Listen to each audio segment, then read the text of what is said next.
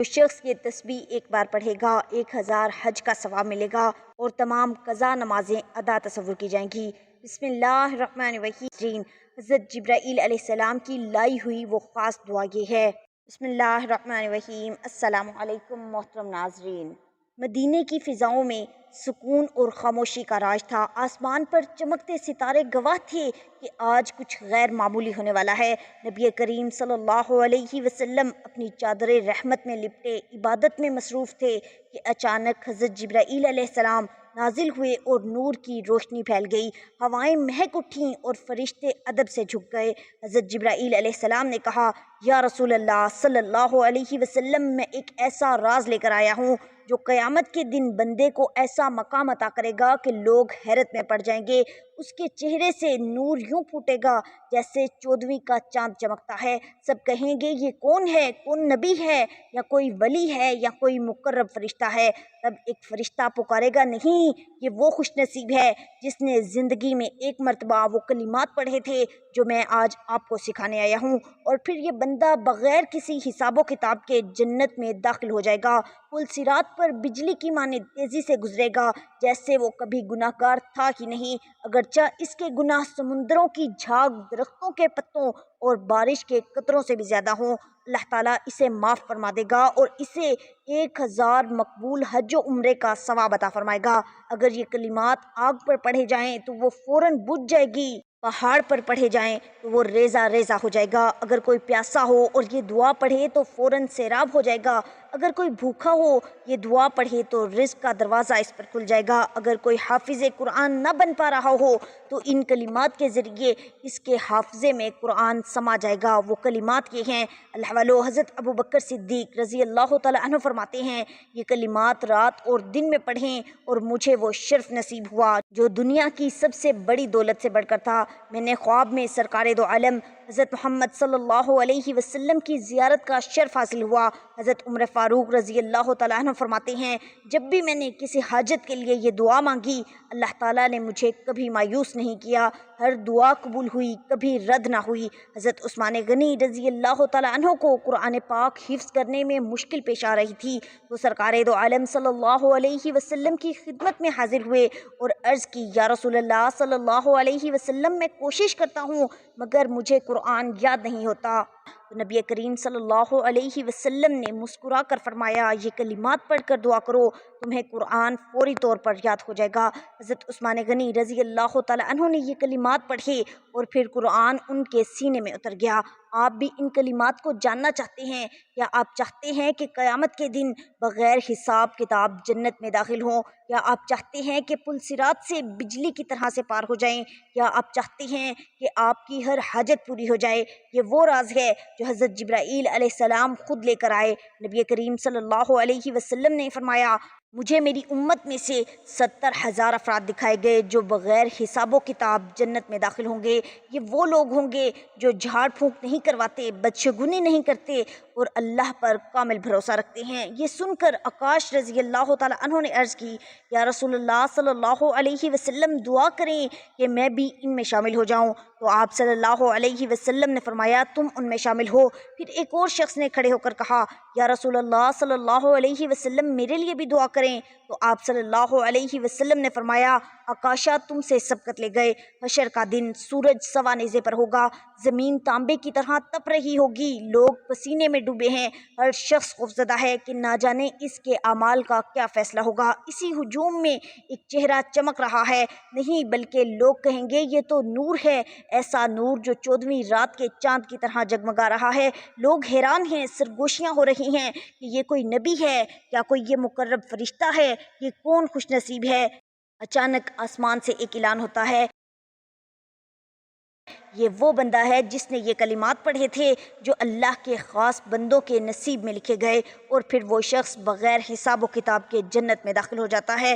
پل صراط پر یوں گزرتا ہے جیسے تیز ہوا کا جھونکا، اس کے گناہوں کا نام و نشان تک نہیں رہتا، وہ گویا دنیا میں کبھی خطا کار تھا ہی نہیں۔ اس کے نامہ اعمال میں 1000 مقبول حج و عمرے کا ثواب لکھ دیا جاتا ہے۔ یہ وہی کلمات ہیں جو پیاسے کو سیراب کر دیتے ہیں، بھوکے کے لیے رزق کے دروازے کھول دیتے ہیں، پہاڑوں کو ریزہ ریزہ کر دیتے ہیں، آگ کو فوراً بجھا دیتے ہیں، حافظ قرآن کو ایسا حافظہ عطا کرتے ہیں کہ الفاظ اس کے دل پر نقش کر جاتے ہیں۔ اللہ تبارک و تعالیٰ ساری کائنات کا تنہا خالق و مالک اور پروردگار ہے، اسی لیے ساری کائنات کا ذرہ ذرہ اللہ کی تسبیح و تحمید میں لگا ہوا ہے۔ قرآن مجید فرقان حمید میں اللہ تبارک و تعالیٰ فرماتا ہے، اور ایسی کوئی چیز نہیں جو اللہ کی حمد و تسبیح میں لگی ہوئی نہ ہو، لیکن تم ان کی تسبیح کو نہیں سمجھتے ہو۔ انسان کو اللہ تبارک و تعالیٰ نے اشرف المخلوقات بنا کر پیدا کیا اور زمین پر اسے اپنا خلیفہ بنا دیا، دنیا کی تمام چیزوں کو اس کے لیے مسخر کر دیا، اسے بے شمار نعمتوں سے نوازا، اس پر بے انتہا احسانات کیے۔ انسان اپنی پوری زندگی اس کے احسانات تلے دبا ہوا ہے۔ اس کے احسانات کا تقاضا ہے کہ وہ اللہ کی یاد سے کسی بھی وقت غافل نہ رہے اور ہر وقت اس کی تسبیح و تحمید میں لگا رہے۔ ماہ ذی القعدہ کا مہینہ ہے، اس کے بعد حج کا مہینہ شروع ہو جائے گا۔ اس ماہ کے مبارک اعمال میں سب سے بڑا عمل کثرت سے اللہ تبارک و تعالیٰ کا ذکر کرنا ہے۔ اللہ تبارک و تعالیٰ نے ایمان والوں کو اپنا ذکر کثرت سے کرنے کا حکم دیا، چنانچہ ارشاد باری تعالیٰ ہے، اے ایمان والو، تم اللہ تعالیٰ کا ذکر کثرت سے کیا کرو اور صبح و شام اس کی تسبیح بیان کیا کرو۔ سورہ احزاب آیت نمبر 42۔ کثرت سے اللہ کا ذکر صرف مخصوص اوقات میں ہی مطلوب نہیں، بلکہ اٹھتے بیٹھتے چلتے پھرتے اور حتیٰ کہ لیٹے ہوئے بھی اس کا ذکر کرنا مستحب ہے، اور اسے ایک عقل مندوں کی صفت کہا گیا ہے۔ ایک اور جگہ اللہ تبارک و تعالیٰ فرماتا ہے، اللہ کو کھڑے اور بیٹھے اور اپنے پہلوؤں پر لیٹے ہوئے یاد کرتے رہو۔ سیدنا عبداللہ بن بصر رضی اللہ تعالیٰ عنہ کا بیان ہے کہ ایک شخص نے نبی کریم صلی اللہ علیہ وسلم سے عرض کی، یا رسول اللہ صلی اللہ علیہ وسلم، شریعت کے احکامات میری کمزوری کی وجہ سے مجھ پر غالب آ چکے ہیں، لہٰذا آپ مجھے کوئی آسان سا کام بتا دیں جس پر میں ہمیشہ عمل کرتا رہوں۔ تو آپ صلی اللہ علیہ وسلم نے فرمایا، تمہاری زبان ہمیشہ اللہ کے ذکر کے ساتھ تر رہے۔ حضرت سیدنا انس بن مالک رضی اللہ تعالیٰ عنہ سے مروی ہے کہ رسول اللہ صلی اللہ علیہ وسلم نے فرمایا، قیامت اس وقت برپا ہوگی جب دنیا میں اللہ اللہ کہنے والا کوئی نہ رہے گا۔ سیدنا معاذ بن جبل رضی اللہ تعالیٰ عنہ نے بیان کیا ہے کہ میں نے نبی اکرم صلی اللہ علیہ وسلم سے جدا ہوتے ہوئے جو آخری بات کی تھی وہ یہ تھی، میں نے عرض کی، اللہ تعالیٰ کو کون سا عمل سب سے زیادہ پسند ہے؟ تو آپ صلی اللہ علیہ وسلم نے فرمایا، سب سے زیادہ پسندیدہ عمل یہ ہے کہ جب تو فوت ہو تو تیری زبان اللہ کے ذکر سے تر ہو۔ حضرت سیدنا معاذ بن جبل رضی اللہ تعالیٰ عنہ سے روایت ہے کہ رسول اللہ صلی اللہ علیہ وسلم نے ارشاد فرمایا، کوئی بھی آدمی ذکر الہی سے بڑھ کر کوئی ایسا عمل نہیں کر سکتا جو اسے اللہ کے عذاب سے نجات دلانے میں زیادہ مؤثر ہو۔ خود نبی کریم صلی اللہ علیہ وسلم بھی ہر وقت اللہ کا ذکر کرتے رہتے تھے، جیسا کہ سیدہ عائشہ صدیقہ رضی اللہ تعالیٰ عنہ بیان کرتی ہیں کہ نبی کریم صلی اللہ علیہ وسلم ہر وقت اللہ تعالیٰ کو یاد رکھتے تھے۔ ذکر اللہ کے بہت سارے فوائد و ثمرات ہیں، ذکر اللہ کے بہت سارے فوائد و ثمرات ہیں۔ اللہ تعالیٰ سورہ بقرہ میں ارشاد فرماتا ہے، بس تم مجھے یاد رکھا کرو، میں تمہیں یاد رکھوں گا، اور تم میری شکر گزاری کرتے رہو، نا شکری مت کرو۔ ایک اور جگہ اللہ تعالیٰ ارشاد فرماتے ہیں، جو لوگ ایمان لاتے ہیں اور ان کے دل اللہ کے ذکر سے مطمئن ہو جاتے ہیں، خبردار اللہ کے ذکر سے ہی دل مطمئن ہوتے ہیں۔ ایک اور جگہ اللہ تبارک و تعالیٰ ارشاد فرماتے ہیں، بے شک ایمان والے ایسے ہوتے ہیں کہ جب اللہ تعالیٰ کا ذکر آتا ہے تو ان کے قلوب ڈر جاتے ہیں، اور جب اللہ تعالیٰ کی آیات انہیں پڑھ کر سنائی جاتی ہیں تو وہ آیات ان کے ایمان کو اور زیادہ تازہ کر دیتی ہیں، اور وہ لوگ اپنے رب پر توکل کرتے ہیں۔ اللہ تعالیٰ ارشاد فرماتا ہے کہ میں اپنے بندے کے گمان کے مطابق اس سے سلوک کرتا ہوں، اور جب وہ میرا ذکر کرتا ہے تو میں اس کے ساتھ ہوتا ہوں، اور اگر وہ مجھے اپنے دل میں یاد کرے تو میں بھی اسے اپنے دل میں یاد کرتا ہوں، اور اگر وہ کسی جماعت میں مجھے یاد کرتا ہے تو میں اس سے بہتر جماعت میں اسے یاد کرتا ہوں، اور اگر وہ ایک بالشت میرے نزدیک ہوتا ہے تو میں ایک ہاتھ اس کے نزدیک ہوتا ہوں، اور اگر وہ میرے ایک ہاتھ نزدیک ہوتا ہے تو میں ایک کلا یعنی دونوں ہاتھ پھیلائے ہوئے اس کے قریب ہوتا ہوں، اور اگر وہ چلتا ہوا میرے پاس آئے تو میں دوڑ کر اس کے پاس جاتا ہوں۔ نبی کریم صلی اللہ علیہ وسلم نے کثرت سے ذکر الہی کرنے والے شخص کو مستجاب الدعوات قرار دیا۔ آپ صلی اللہ علیہ وسلم نے فرمایا، 3 آدمیوں کی دعا اللہ تعالیٰ رد نہیں کرتا، کثرت سے اللہ کا ذکر کرنے والا، مظلوم اور انصاف کرنے والا حکمران۔ حضرت سیدنا ابو ہریرہ رضی اللہ تعالیٰ عنہ سے روایت ہے کہ رسول اللہ صلی اللہ علیہ وسلم نے ارشاد فرمایا، مفردون سبقت لے گئے، صحابہ کرام رضی اللہ تعالی عنہم نے عرض کی، اے اللہ کے رسول، مفردون سے کیا مراد ہے؟ تو آپ صلی اللہ علیہ وسلم نے فرمایا، اللہ تعالیٰ کا کثرت سے ذکر کرنے والے مرد اور عورتیں۔ سیدنا ابو ہریرہ رضی اللہ تعالیٰ عنہ سے روایت ہے، رسول اللہ صلی اللہ علیہ وسلم نے ارشاد فرمایا، جو لوگ اللہ تعالیٰ کو یاد کرنے کے لیے بیٹھتے ہیں انہیں فرشتے گھیر لیتے ہیں، رحمت باری تعالیٰ انہیں اپنی آغوش میں لے لیتی ہے، ان پر سکون قلب نازل ہوتا ہے اور اللہ تعالیٰ فرشتوں کے سامنے ان کا تذکرہ کرتے ہیں۔ نبی پاک صلی اللہ علیہ وسلم نے ارشاد فرمایا، 7 افراد ایسے ہیں جنہیں اللہ تعالیٰ اپنے عرش کے سائے میں جگہ دے گا اور اس دن اس کے عرش کے سائے کے علاوہ اور کوئی سایہ نہ ہوگا۔ عادل حکمران، وہ نوجوان جس کی نشوونما اللہ کی عبادت کے ساتھ ہوئی ہو، وہ آدمی جس کا دل مسجد سے لٹکا ہوا ہو، اور وہ 2 آدمی جنہوں نے آپس میں ایک دوسرے سے اللہ کی رضا کے لیے محبت کی، اسی پر اکٹھے ہوئے اور اسی پر جدا ہوئے، وہ آدمی جس کو ایک عہدے پر فائز خوبصورت عورت نے دعوت زنا دی تو اس نے کہا کہ میں اللہ سے ڈرتا ہوں، وہ آدمی جس نے اس طرح خفیہ طور پر صدقہ کیا کہ اس کے بائیں ہاتھ کو بھی پتہ نہ چل سکا کہ اس کے دائیں ہاتھ نے کیا خرچ کیا ہے، اور وہ آدمی جس نے علیحدگی میں اللہ تعالیٰ کو یاد کیا تو اس کی آنکھوں سے آنسو بہہ نکلے۔ سیدنا ابو مالک الاشعری رضی اللہ تعالیٰ عنہ کا بیان ہے کہ نبی کریم صلی اللہ علیہ وسلم نے ارشاد فرمایا، پاکیزگی آدھا ایمان ہے، الحمدللہ ترازو کو اجر و ثواب سے بھر دے گا، اور سبحان اللہ اور الحمدللہ یہ دونوں کلمات زمین و آسمان کے درمیانے خلا کو اجر و ثواب سے بھر دیتے ہیں۔ سیدنا ابو ہریرہ رضی اللہ تعالیٰ عنہ سے روایت ہے، نبی کریم صلی اللہ علیہ وسلم نے ارشاد فرمایا،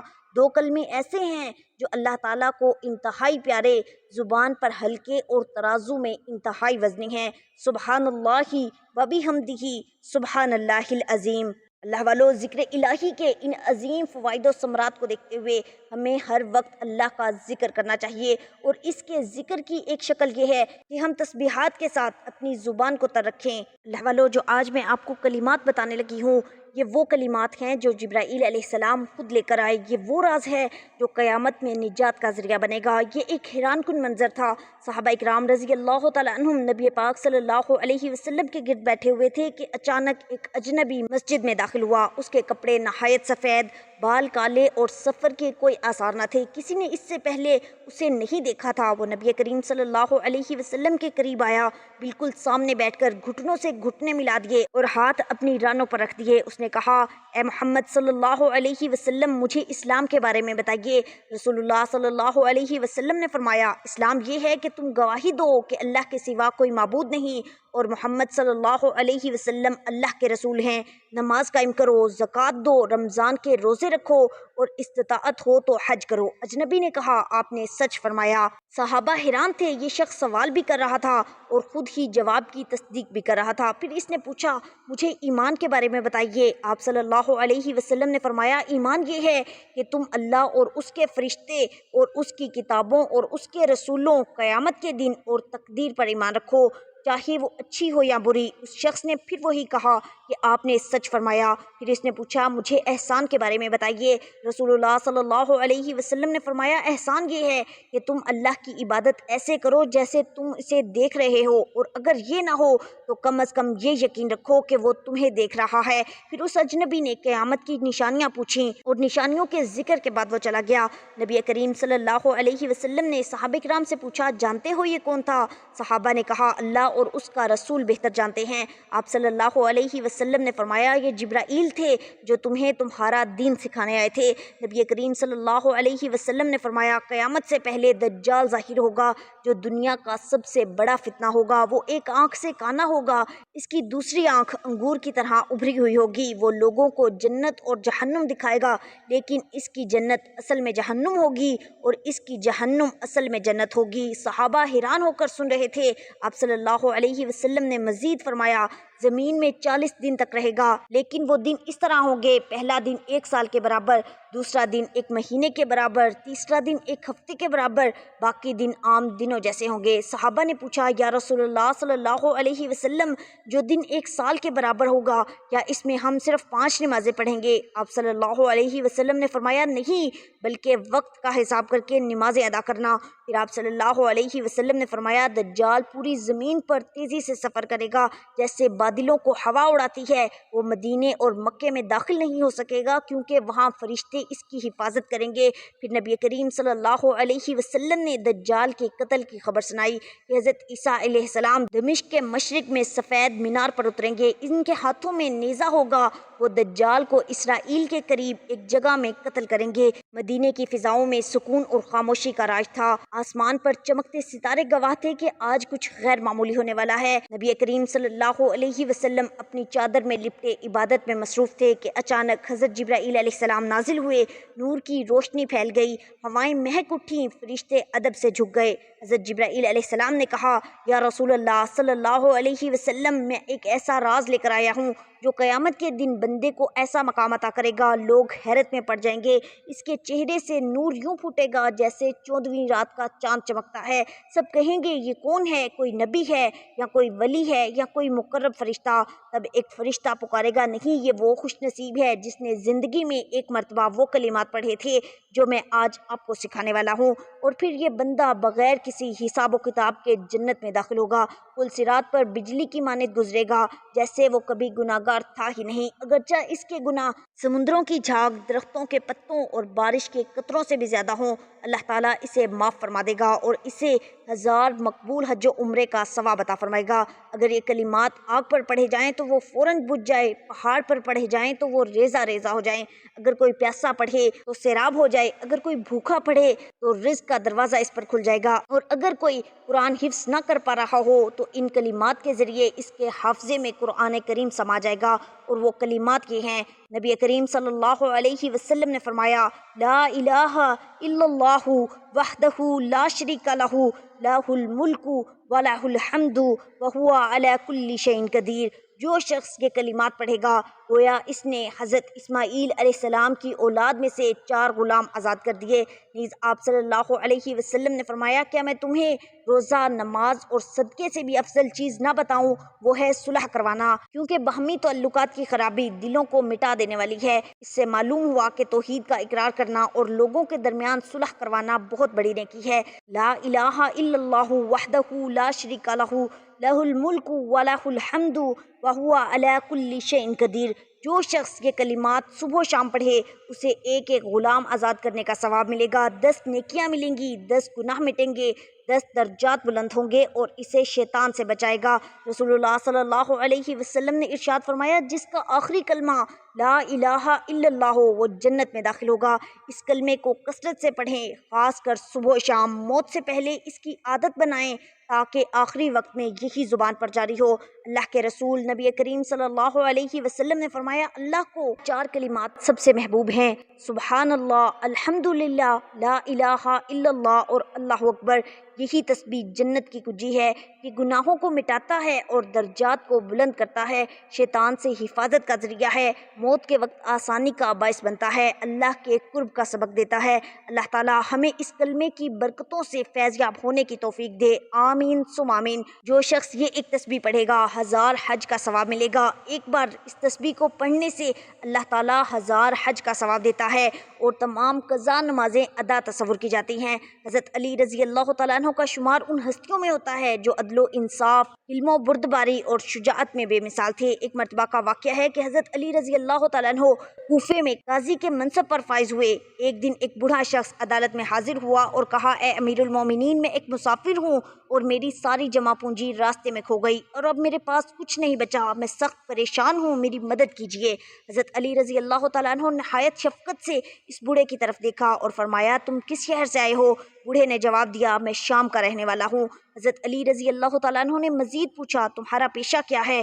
بوڑھے نے کہا، میں مزدور ہوں، لیکن اب بڑھاپا آ گیا ہے اور میرے لیے اس محنت و مشقت کا کرنا ممکن نہیں رہا۔ حضرت علی رضی اللہ تعالیٰ عنہ یہ سن کر انتہائی افسوس میں مبتلا ہو گئے اور فرمایا، کیسا انصاف ہے کہ جب تک تمہاری جوانی اور طاقت تھی تو ہمیں کام پر لگایا گیا، لیکن جب تم کمزور اور ناتواں ہو گئے تو تمہیں بے یار و مددگار چھوڑ دیا گیا۔ اس پر حضرت علی رضی اللہ تعالیٰ عنہ فوراً بیت المال کے نگران کو بلایا اور حکم دیا کہ اس بوڑھے شخص کا وظیفہ مقرر کیا جائے اور اسے روزانہ بیت المال سے خرچ دیا جائے تاکہ وہ عزت کے ساتھ زندگی گزار سکے۔ پھر حضرت علی رضی اللہ تعالیٰ عنہ نے نہایت سختی سے فرمایا کہ یہ کوئی انصاف نہیں کہ تم اس کی جوانی کی محنت سے فائدہ اٹھاؤ اور جب یہ بوڑھے ہو جائیں تو انہیں بے سہارا چھوڑ دو۔ یہ اسلامی حکومت کا فرض ہے کہ وہ اپنے ضعیف اور معذور شہریوں کا پورا خیال رکھے۔ یہ سنتے ہی مجلس میں بیٹھے تمام افراد حیرت زدہ رہ گئے کہ ایک غیر مسلم بوڑھے کے لیے حضرت علی رضی اللہ تعالیٰ عنہ نے اتنا رحم اور عدل کا مظاہرہ کیا ہے۔ آپ علیہ السلام نہ صرف فوری طور پر مدد فراہم کی بلکہ اسلامی حکومت کے عدل و انصاف کی روشن مثال قائم کر دی۔ یہ واقعہ اس بات کا ثبوت ہے کہ حضرت علی رضی اللہ تعالیٰ عنہ کے عدل و انصاف کی کوئی حد نہ تھی اور وہ ہر انسان کو برابر سمجھتے تھے، چاہے کسی بھی مذہب یا نسل سے تعلق رکھتا ہو۔ اللہ تعالیٰ آپ سب کو خوش اور آباد رکھے، ہمیشہ ہنستے اور مسکراتے رہیے۔ ملتے ہیں انشاءاللہ ایک اور وظیفے کے ساتھ، تب تک کے